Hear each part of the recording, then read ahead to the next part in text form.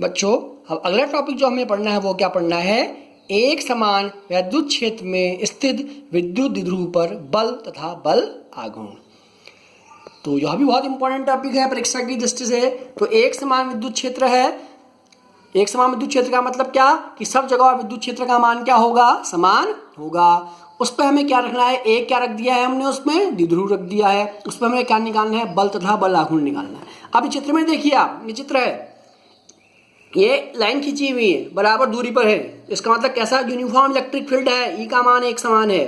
A B हमने क्या रख दिया है, द्विध्रुव रख दिया, -q + q आवेश एक दूसरे से कितनी दूरी पर है, 2a दूरी पर स्थित हैं। तो अब किसी आवेश को अगर इलेक्ट्रिक फील्ड मीन्स अगर विद्युत क्षेत्र में रखते हैं तो उस पर क्या लगता है, बल लगता है। धन आवेश पर विद्युत क्षेत्र की दिशा में लगता है, ऋण आवेश पर विद्युत क्षेत्र की दिशा के लंबवत लगता है। तो +q आवेश बी पर रखा है तो जो F1 बल लगेगा वो विद्युत क्षेत्र की दिशा में लगेगा, -q आवेश पर बल लगेगा विद्युत क्षेत्र की दिशा के विपरीत लगेगा। ठीक, तो बल लग गया तो हम पहले बल निकालते हैं। ठीक, थीटा जो है, थीटा जो कोण है ये किसके बीच का कोण है, थीटा जो है विद्युत द्विध्रुव आघूर्ण तथा विद्युत क्षेत्र के बीच का कोण होता है। ठीक, और विद्युत द्विध्रुव आघूर्ण की डायरेक्शन क्या होगी, माइनस आवेश से प्लस आवेश की ओर, पी ऊपर की ओर, ई इधर की ओर, तो ये कोण क्या है, थीटा है। तो बल निकालते हैं, +q आवेश पर लगने वाला बल F1 बराबर, F बराबर हमने पढ़ा है आवेश गुणा विद्युत क्षेत्र, F1 बराबर +q। -q आवेश पर बल F2 क्या हो जाएगा, उसकी विपरीत दिशा में है तो क्या हो जाएगा, -q। अब द्विध्रुव पर नेट बल लगाएंगे, कितने बल लग रहे हैं, 2, तो कुल बल F बराबर F1 + F2। F1 और F2 का क्या रख देंगे, हम मान रख देंगे। ठीक, तो +QE -QE नेट बल कितना आ गया, 0। कभी कभी प्रश्न इतने तक आता है कि किसी विद्युत द्विध्रुव को अगर विद्युत क्षेत्र में रखते हैं तो सब बल ज्ञात कीजिए, तो कुल नेट बल कितना होता है, 0 होता है। अब जो निकालना है हमें विद्युत ध्रुव आघूर्ण। अब आप चित्र में देखिए, अभी हमने 11th क्लास में पढ़ा था, या आपने एक चीज पढ़ी होगी 11th क्लास में, हमने पढ़ा था, क्या पढ़ा था कि अगर कोई दो बल किसी वस्तु पर कार्य करते हैं, दोनों की क्रिया रेखा अलग अलग है लेकिन उनका नेट बल क्या है, परिणामी बल क्या है, 0 है, तो वह वस्तु क्या होगी, ऐसा मोशन करेगी, सर्कुलर मोशन। किसके कारण, टॉर्क के कारण, मीन्स बल आघूर्ण के कारण। तो इस पर क्या लगेगा, एक बल युग्म लगेगा। तो बल युग्म की परिभाषा, यदि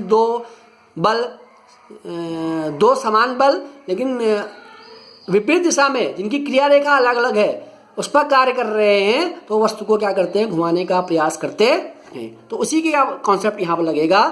तो लिखा है, परंतु द्विध्रुव पर इन बलों की क्रिया रेखाएं भिन्न भिन्न होने के कारण ध्रुव पर एक बलाघूर्ण आरोपित होता है। अब बलाघूर्ण की परिभाषा से बलाघूर्ण बराबर क्या होता है, किसी बल का परिमाण गुणा दोनों बलों के क्रिया रेखाओं के बीच की लंबवत दूरी। अब बलों का परिमाण F1 है, F2 का परिमाण तो बराबर है, F1 बराबर +QE, F2 बराबर -QE। परिमाण निकालेंगे दोनों बराबर आएंगे, +Q ही लिखेंगे। अब दोनों बलों की क्रिया रेखा की लंबवत दूरी। अब ये बल देखिए, याला बल कहाँ लग रहा है, इसकी क्रिया रेखा यह है।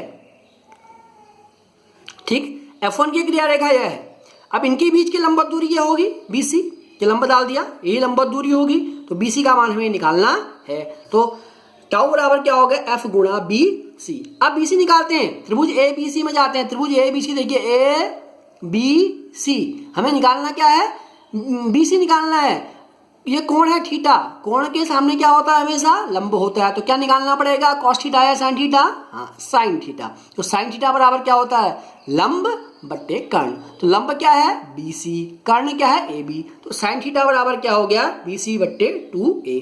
तो BC का मान क्या आ जाएगा, 2A, यहाँ गुणा हो जाएगा 2A sin थीटा। तो मान रख देते हैं, QE गुणा BC का मान 2A sin थीटा। Q और 2A को साथ ले जाते हैं, Q into 2A, E sin theta बाहर आ जाएगा। Q इंटू 2A बराबर आपको पता है क्या होता है, द्विध्रुव का बलाघूर्ण P E sin थीटा। तो बलाघूर्ण क्या आ गया, टाउ बराबर PE sin थीटा। अब साइन थीटा, अब पी भी क्या है, वेक्टर राशि है, ई भी क्या है, वेक्टर राशि है। इसका दो वेक्टरों का गुणन है। तो कैसा गुणन हुआ, साइन थीटा आ रहा है तो हमने पढ़ा है पुरानी क्लासों में, साइन थीटा आता है तो कौन सा गुणन होता है, वेक्टर। कॉस थीटा आता है तो कौन सा गुणन होता है, स्केलर। तो कैसा गुणन होगा, वेक्टर। तो टाउ बराबर पी क्रॉस ई होता है।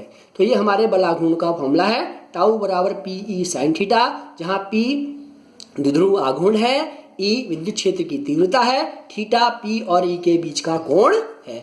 अब कुछ स्पेशल केस होते हैं, अगर थीटा का मान 0 तो यहाँ थीटा का मान 0, साइन 0 कितना होता है 0, तो टॉर्क कितना 0। तो 0 आ गया तो क्या तो टाउ क्या हो गया, न्यूनतम।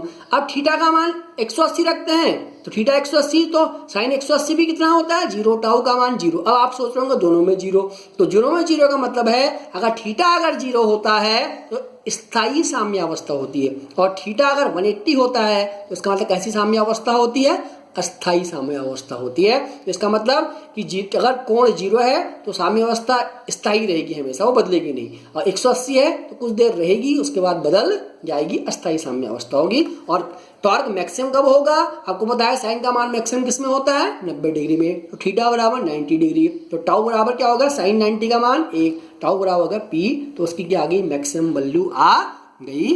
तो यह क्या है, किसी एक समान विद्युत क्षेत्र में रखे विद्युत ध्रुव पर बल आघूर्ण है। तो यह भी बहुत इंपॉर्टेंट टॉपिक है, इसे भी बहुत अच्छे से सीख लेंगे।